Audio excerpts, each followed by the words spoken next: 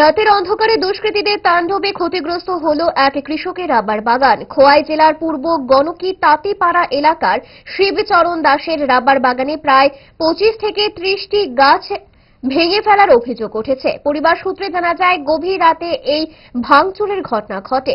সকালে বাগানে গিয়ে গাছগুলোর এমন ক্ষতিগ্রস্ত অবস্থা দেখে মানসিকভাবে ভেঙে পড়েন পরিবারের সদস্যরা। এতে বড়সড় আর্থিক ক্ষতির সংকটে তারা পড়েছেন। ঘটনার পর খোয়াই থানায় লিখিত অভিযোগ দায়ের করা হয়েছে। পুলিশ পুরো বিষয়টি তদন্ত করে দেখছে এবং দুষ্কৃতীদের খোঁজে তল্লাশি শুরু করেছে। এটা পূর্ববঙ্গিতাতে করা। এটা তোমার এমনি কেউর সাথে তো কোনো শত্রুতা আমি নাই। কালকে বাগানটা দেখে গেছিলাম বিকালে, আর 2-3 দিন আগে তোমার সত্যি গাছ বাইন্দা দিয়ে গেছি। আর আজকে সকাল 12টার সময় আইসি, আয়া দেখি গাছটি ভাঙা আর কি। কত জায়গার মধ্যে কয়টা গাছ আসলো? এখানে প্রায় দেড়খানি জায়গার ভিতরে 130টা গাছ আসলো। কিরকম ক্ষতি করছে গাছের? প্রায় 30টা গাছের মতো ক্ষতি হয়েছে। যে 30টা গাছ হয়েছে তো তার ড্যামেজের মতো নাই তার। কালকেও কি দেখছিলে? ঠিক আছে, কালকে বিকালে সন্ধ্যার সময় দেখে গেছি। কোন সময় এসে দেখছো এই অবস্থা?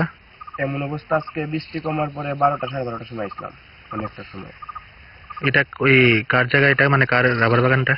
এটা আমার বাবার জায়গা বলতে বাবার ওই নাম কি? শিবচরণ দে। এটা কি পুলিশে জানাইছো বিষয়টা? জানানি হয়েছে, আমি ফোন করছিলাম, কইছে জানিয়ে জানাইতাম।